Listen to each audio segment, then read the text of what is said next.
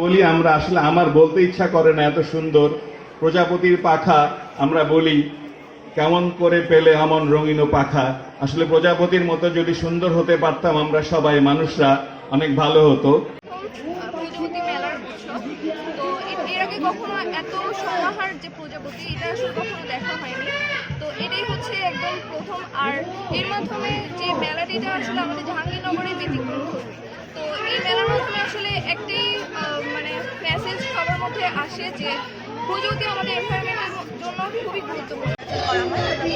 সবাই এসেছি এখানে বাচ্চাদের চিত্রকূট